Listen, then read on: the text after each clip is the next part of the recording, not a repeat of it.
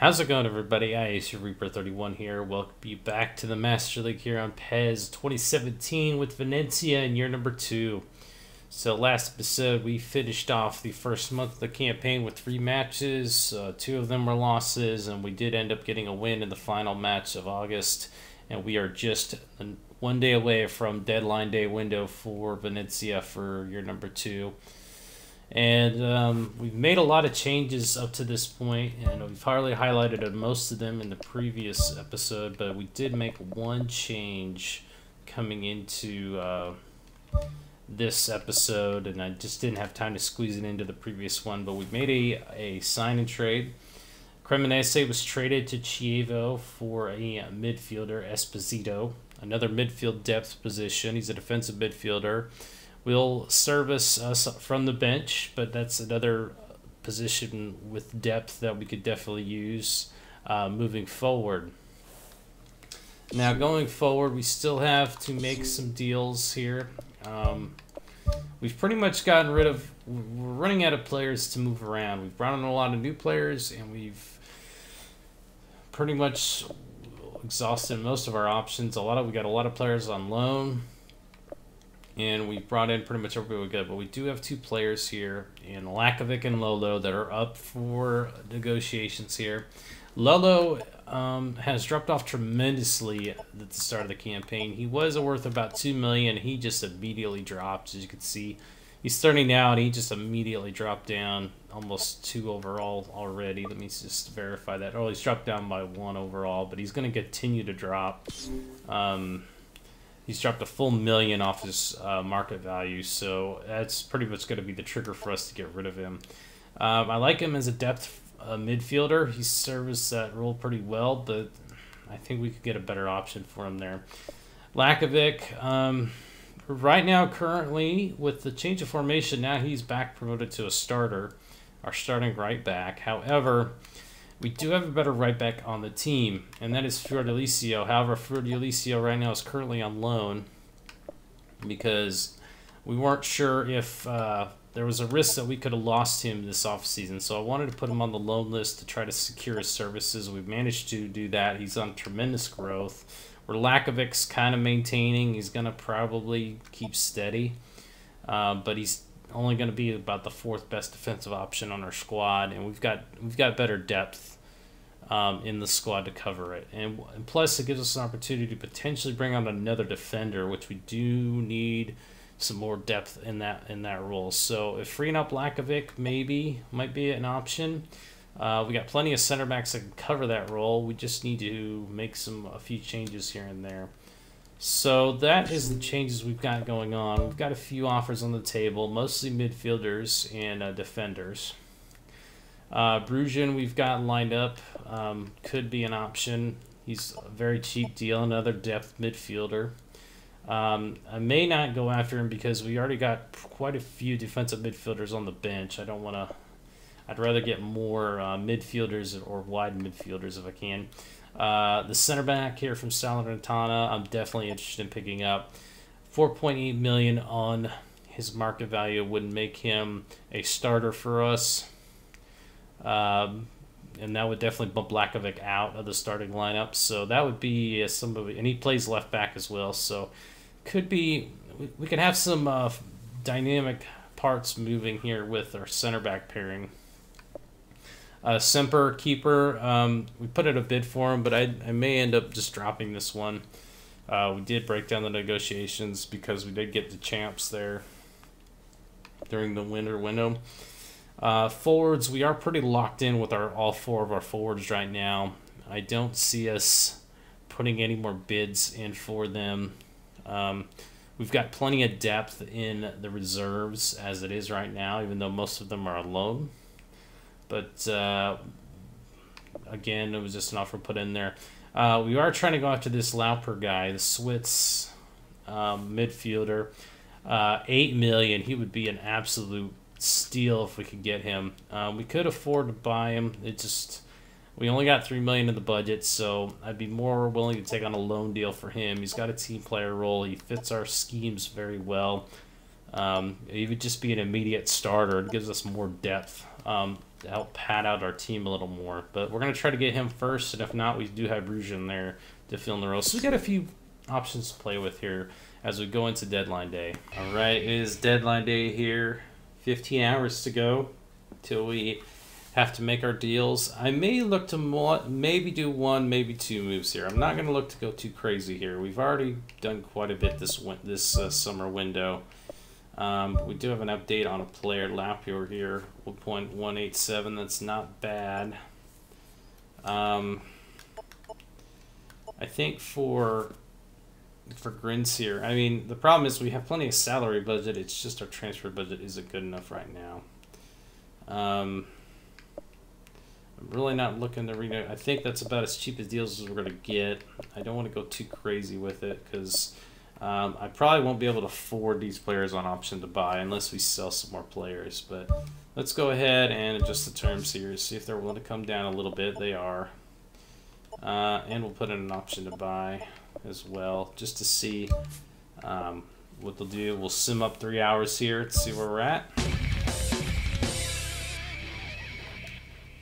Now at 12 hours. Okay, Lauper has been upgraded. I'm not interested in looking at the scouted players. And there, Anderwell has gone to Tottenham on the final deadline day, so that's a pretty big move. We'll see. We'll double check that real quick. See how much money that deal was worth. So $25 million transfer of Anderwell from Spurs to Borussia Dortmund. Huge move there. But we need to focus on what we need to do. As it stands right now, these are the players we're looking at. $1 million for him. It's within reason. I would definitely lean these two for sure, but I would think we probably want to get the defender first. So we need to make a decision here on who we're going to sell right now, because I do want those players because they're immediate upgrades to these two. Now, if we get rid of Lolo first, you know, I think that's the deal's best we're gonna get. 1.4 mil. Do we want to just do a like for like? Get rid of Lakovic first. Get the money, and then sign the defender, and then we'll decide on Lolo as well. I think that's what we're going to do here. So Lakovic's going to leave here on deadline day. So thank you for your service, but I've never really highly rated Lakovic that much as a fullback. I think we've got better options, and we've got plenty of center backs that can actually play that role. And Fiordalicio, when he comes back from loan, is going to take over this spot anyway. So Lakovic's going to be kind of left out in the cold a little bit. So we'll go ahead and sell him. Get the money.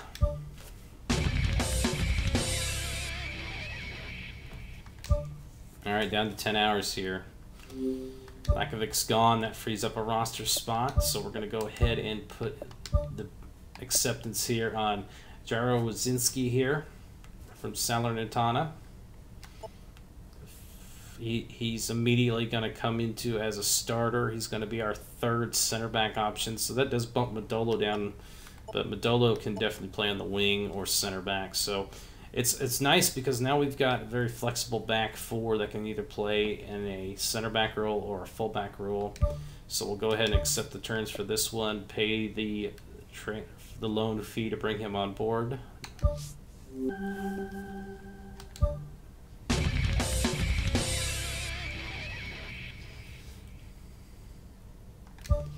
Alright, 8 hours left in the window. We've already made a move here, and we can make one more move. Just 1 second, a little bit of power video editing here. 2 hours left in the window here. Let's go ahead and pull the trigger on the Lolo deal. Again, really wasn't looking forward to getting rid of him, but at the same time, we've got an opportunity to get another loan player in the books at a very good price. And I think that's probably going to be the last deal we're going to make in this window. So Lolo will be going out the door.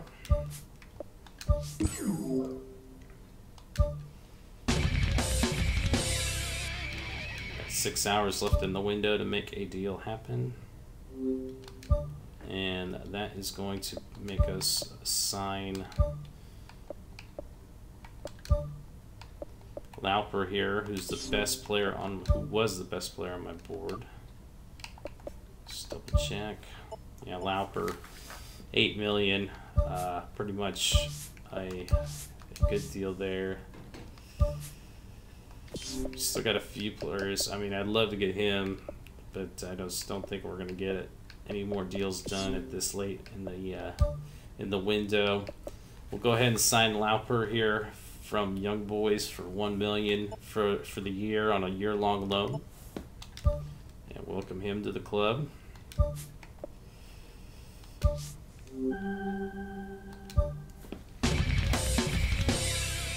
Alright, down to 4 hours now. We still have about 4 hours left in the window. But here is what the new side looks like after the last 2 signings we've made. The Champs is our #1 keeper. Bavaro and Krajcic are our top 2 center backs, with Jarozinski and Madolo out as the fullbacks. Lauper, our newest midfield signing, is going to play that defensive midfield role, with Zuccolini and Endu just ahead of him at center midfielder. Palaversa is going to play the attacking midfielder role for now, but we can interchange him with all these players. And then we've got Capello and Longo up top. Well, there are no more deals to make. That was the last deal we could possibly make. We've got a full squad. We can't make any more changes. We're going to go ahead and skip to the end of the deadline day. I don't feel like we've got any more players we can get rid of, so let's go ahead and pull the trigger on that and simulate to the next day. It's time to go back to the game board here. The first leg of the Coppa Italia, we will just show the highlights, and we will feature the second matchup against Pisa here as we're playing in the first round. So let's roll the dice. 3, 2, 1, go. It's a 6. So 1, 2, 3, 4, 5, 6. Another game plan change. Change the attacking area. Okay. So we'll a little bit of power of editing, and we'll be right back. Here are the changes that we have made. With the attacking area changed to wide from center, it's forced us to change our formation once again. So now we are in a 4-2-3-1 formation, as you can see. And the lineup against Pisa as follows. Daffrey's going to get the start in net. And we've got our newest signing, Lauper. We're actually going to play center back alongside Madolo in this one. Felicoli and Casal are the fullbacks. We've got our newest signing, Esposito, alongside Vaca in the defensive midfield. Palaversa is going to start the attacking midfielder with Amaru and Zuccolini, the wide midfielders, and Longo is going to be the lone center forward for this one. Well, here are the highlights from the first leg of the Coppa Italia round 1 against Pisa on the road. We lose 1-0 thanks to just a very defensive matchup. A header off a corner. The center forward rose up and buried it home past our keeper, and we really couldn't muster anything else after that. It was a pretty poor performance all around, very defensive matchup. Time for the second leg of the Coppa Italia, first round. So we're going to roll the dice once again. 3, 2, 1, go. It's a 4. It's a transfer bid. So we'll need to put some bids on some players here for the next matchup. Here's what the lineups look like for the first round, leg number 2 against Pisa. We're going to put Champs getting the start in net. The back 2 of Jarozinski and Krajcic, with Felicoli and Madolo the fullbacks. Esposito and Endu are your defensive midfielders. Lauper, the attacking midfielder, with Amaru and Zuccolini on the wide midfielders, and Longo once again keeps his place up top. Ladies and gentlemen, welcome to the Penzo for leg number 2 here of the first round of the Coppa Italia. As Pisa have the advantage coming into this one with their goal on home. It was a very defensive game the first go-around. I expect pretty much the same for this one as well. Both sides seem to be a little bit hesitant in that first leg matchup. Pisa managing to put the header. Ericsson's going to have to make some tough decisions here. Another change of formation this early on hasn't been great, and his newest signings haven't been picking up the pace yet, but hopefully this will be a do-or-die effort in front of our home fans to see if we can get through.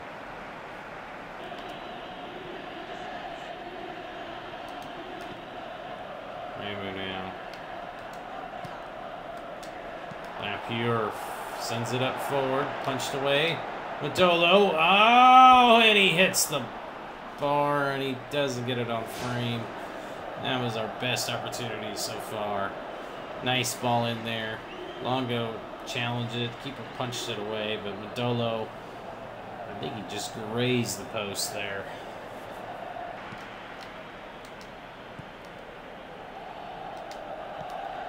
Now the break's on. Now Piero's got options.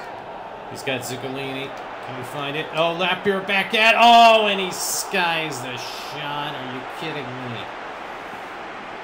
We cannot waste chances like that. That was a gimme, and all he had to do was place it instead. Oh, it was skied well over the bar by Lapierre.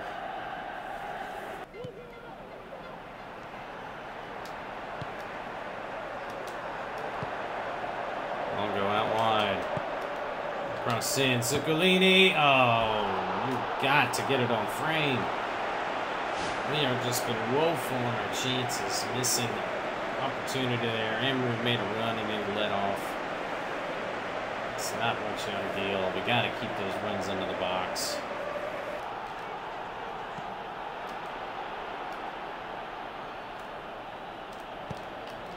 Cleared away. Oh, the rebound. Oh, big save by the champs. Felicoli has to clear it out.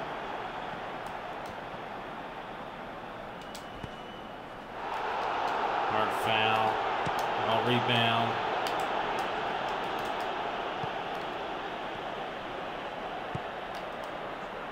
Headed out. Oh, again. Just close it down. Oh, it's off the post. Oof. Squeenie will slow it down now.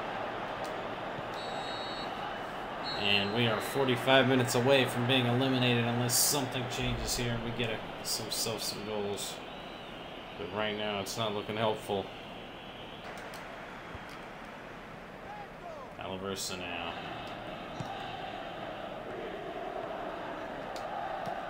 Out wide, Felicoli. Crossed in, nice pace, header! It's on the mark, but it's not on target. As we found some space down the wing. Again, we're just not committing enough players forward at the moment. We seem to be holding our defensive shape.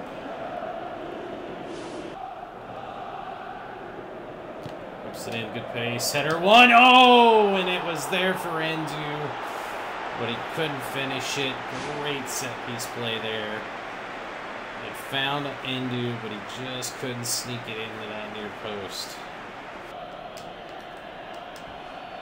Oh, he's chopped down, and that's going to probably do it. Yellow card for Felicoli. I mean, it's just been a woeful Coppa Italia for Ericsson's side here in year number 2. The team just does not seem like they're firing yet. And that'll do it.